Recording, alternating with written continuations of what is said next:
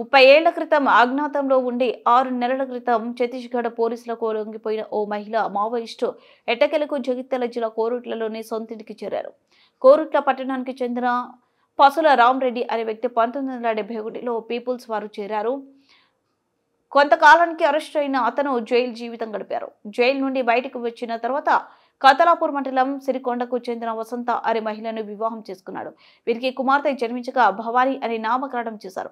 కొంతకాలానికి కుమార్తెను ముంబైలోని బంధువులకు అప్పగించి రామరెడ్డితో కలిసి వసంత కూడా పీపుల్స్ వారిలో చేరి అజ్ఞాతంలోకి వెళ్లారు. రామరెడ్డి నాటి ఎల్లారెడ్డిపేట మండలం మద్దిమల్ల గ్రామంలో 2001 సంవత్సరంలో జరిగిన ఎన్కౌంటర్లో మృతి చెందాడు. అనంతరం వసంత అలియాస్ శాంతక్క మమతక్కగా దాన కారణ్యంలో బస్తర్ డివిజన్ కమిటీ సభ్యురాలుగా కొనసాగారు. అనారోగ్య సమస్యలతో సెప్టెంబర్ 2024లో ఆమె ఛత్తీస్గఢ్ రాష్ట్రం కాంకేర్ జిల్లా పోలీసులకు లొంగిపోయారు.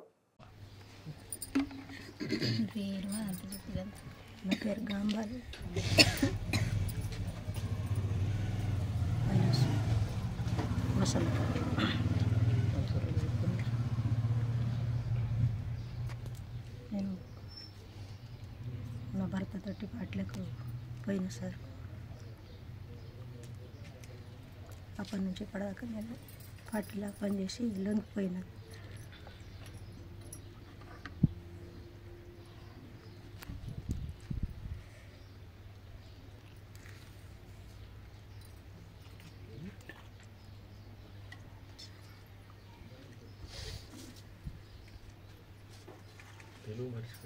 ఇంట్లో కూతున్న విషయం తెలిసిందా మీకు?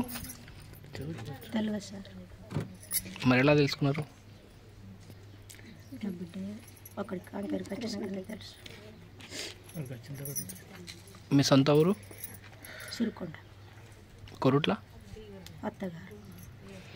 మీరు మీ భర్త ఇద్దరు కలిసి దళంలోకి వెళ్ళా? ఏ సంవత్సరంలో అయ్యారు? సంవత్సరం అంటే గుర్తులేదు సార్. దాదాపు ఎన్ని సంవత్సరాలు అవుతుంది? అయితే 30 సంవత్సరాలు. అంత తెలియదు. కుటుంబ సభ్యులను కలిశారు కదా, ఏమనిపిస్తుంది ఇప్పుడు? సంతోషంగా ఉంది. మీ గవర్నమెంట్ వచ్చిన రివార్డు మీ చేతికి అందిందా? దీని గురించి ఆగిపోయింది?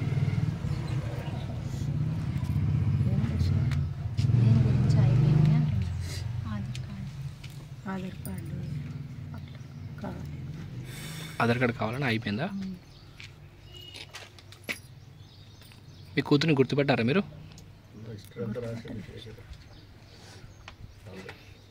మీ కూతుర్ని ఎన్ని సంవత్సరాల కింద? నేను చిన్నప్పటి నుండి నేనంటే మమ్మీ డాడీ అన్నాను, నాకు తెలియదు కాబట్టి పెంచుకున్న వాళ్ళ దగ్గరనే పెరిగిన. కానీ కొన్ని సంవత్సరాల తర్వాత తెలిసింది నాకు కన్న తల్లిదండ్రులు వేరు అన్న విషయం. మళ్ళీ ఈరోజు నేను ఆమెను చూశాను. మాకు ఒక 1 మంత్ బ్యాక్ ఫోన్ వచ్చింది, ఛత్తీస్గఢ్లో లొంగిపోయింది అన్న విషయం తెలిసి మేము అక్కడికి వెళ్ళాము. ఒక 1 మంత్ తర్వాత మళ్ళీ తీసుకెళ్ళానని వాళ్ళు కాల్ చేశారు. వచ్చి వెళ్ళి తీసుకొచ్చుకున్నాం. మాకు 1 మంత్ బ్యాక్ కాల్ వచ్చింది, ఇట్లా మీ అమ్మ లొంగిపోయారని. తర్వాత మేము పరికాల నుండి కొరుట్లోకి వచ్చాము. వచ్చి ఇక్కడ నుండి అందరం వెళ్ళాం. వెళ్ళిన తర్వాత అక్కడ ఒక అప్లికేషన్ లెటర్ రాసిమ్మన్నారు. రాసిస్తే మళ్ళీ కాల్ చేస్తామని చెప్పారు. తర్వాత వాళ్ళే కాల్ చేసి చెప్పారు తీసుకెళ్ళడానికి రండి అని.